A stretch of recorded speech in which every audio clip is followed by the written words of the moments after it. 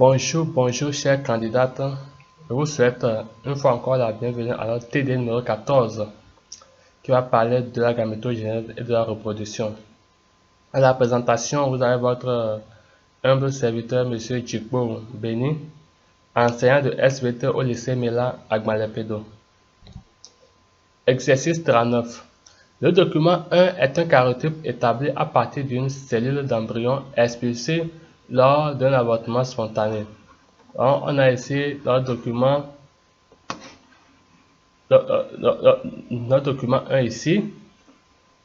Maintenant, on dit quelle anomalie présente ce document. Bon, en observant ce document, on voit que chaque numéro est à... Ici, c'est un document qui est triploïde. Parce qu'on voit les documents, les chromosomes 3, 3, 3, 3, 3, 3.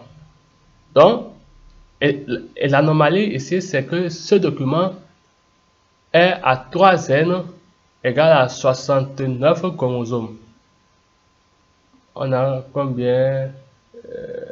Les numéros vont jusqu'à 23. Donc, chaque numéro est à 3 N et à 3 chromosomes. Donc, en voyant ici, on a un triploïde, un seul qui est triploïde. Donc, l'anomalie ici, c'est que ce karyotype est à 3 N égale à 69 chromosomes. Quand vous voyez un document où sur le karyotype, on a des chromosomes 2 à 2, donc c'est une cellule diploïde qui est à 2 N chromosomes. Quand vous voyez dans le document les chromosomes qui sont des singletons, donc nous sommes en présence d'un document à N chromosomes. Donc ici, on a chaque numéro est à 3 chromosomes, donc tous les numéros sont à 3 chromosomes. Donc l'anomalie ici, c'est que nous sommes en présence d'un document qui est à 3 N égale à 69 chromosomes. En voyant petit b, voyant ce karyotype, un élève affirmant, le gamète femelle a été fécondé par 2 gamètes mâles.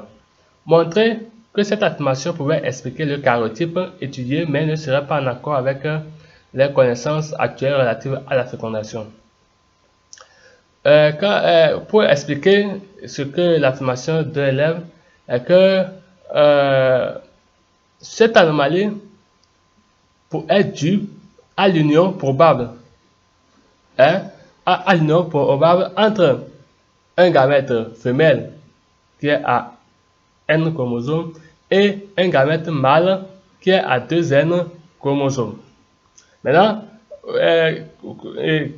comment on peut montrer que cette affirmation n'est pas en accord avec les connaissances actuelles? Cette affirmation, l'affirmation de cet élève n'est pas en accord avec les connaissances actuelles sur la fécondation, car au niveau de la fécondation, c'est la monospermie qui est de règle. La monospermie, c'est-à-dire que c'est un seul gamète mâle qui féconde un seul gamète femelle. Voilà. Donc, cette affirmation de l'élève n'est pas en accord avec les connaissances actuelles, car c'est la monospermie qui est de règle. L'examen des gamètes du père a permis l'observation de quelques spermatozoïdes comme cela présenté par le document 2. Voici le document 2. Après avoir examiné ce document, proposer une autre hypothèse pour expliquer le karyotype du document 1. Dans le cadre de cette hypothèse, indiquer quelle phase de la gamétogénèse s'est mal déroulée, argumentée. Bon, en examinant, on va passer d'abord à l'examen du document 2, c'est-à-dire l'analyse. Le document 2 montre un spermatozoïde à 2 noyaux. Maintenant, quelle hypothèse on peut donner?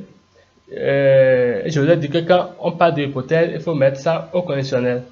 Et que le gamète femelle serait fécondé par un spermatozoïde à 2 noyaux. Le gamète femelle serait fécondé par un spermatozoïde à 2 noyaux. Maintenant, quelle est la phase de la gamétogenèse qui s'est mal déroulée? Donc, c'est la phase de maturation, c'est-à-dire au cours de la méiose. Maintenant, on peut dire que quoi? Au cours de la méiose, il n'y a pas eu séparation des cellules filles à la télophase 2. C'est ce qui est à l'origine de ce spermatozoïde qui est à 2 noyaux. En 1994, la Française Dr Claire Fekete et son équipe médicale ont réussi, après plus de 6 heures d'opération, à séparer 2 sœurs siamoises. Les enfants siamois sont de vrais jumeaux ou jumelles rattachés l'un à l'autre par 2 parties homologues de leur corps. Maintenant, comment se forment les vrais jumeaux, les enfants siamois? Les vrais jumeaux sont issus des cellules filles séparées et provenant de la division complète d'une cellule œuf. Donc, les vrais jumeaux, c'est une seule cellule œuf qui se divise pour donner naissance aux vrais jumeaux. Maintenant, quand on prend les sœurs, c'est que les enfants siamois, eux, ils se font à partir d'une séparation incomplète des cellules de l'embryon. Maintenant, petit 2, déduire alors les caractéristiques génétiques et physiques de ces enfants, préciser leur formule chromosomique. Quand on prend les caractéristiques génétiques des enfants siamois, ils ont même patrimoine héréditaire, même génotype. Maintenant, en termes de caractéristiques physiques, ils ont même morphologie, même sexe, et sont de même phénotype. Maintenant, pour la formule chromosomique, les filles sont à 2N égale à 44 autosomes plus XX. Les garçons sont à 2N chromosomes égale à 44 autosomes plus XY. Donc, c'est leur formule chromosomique, ça. Alors, petit 3. Des hormones hypothalamiques, hypophysaires et ovariens sont impliqués dans cet événement biologique, montré par un schéma fonctionnel où figurant les structures anatomiques comme l'hypothalamus, l'hypophyse, l'ovaire, puis l'utérus, sont reliés par une suite de corrélations hormonales. Donc ici, voici le schéma qui met en relation l'hypothalamus, l'hypophyse, et l'ovaire et l'utérus. Voilà. Donc c'est ce que nous pouvons dire ici. Ouais, l'hypothalamus par la GnRH agit sur l'hypophyse qui libère sur l'hypophyse antérieure qui libère la FSH et la LH. Et la LH et la FSH agissent sur l'ovaire ici. Et l'ovaire libère quoi? Ces hormones qui sont l'œstrogène et la progestérone. L'œstrogène et la progestérone, eux, leur cellule cible, c'est l'utérus. C'est la cellule de l'utérus. Donc, ils viennent agir sur l'utérus. Voilà ce qu'on peut dire par rapport à cet exercice.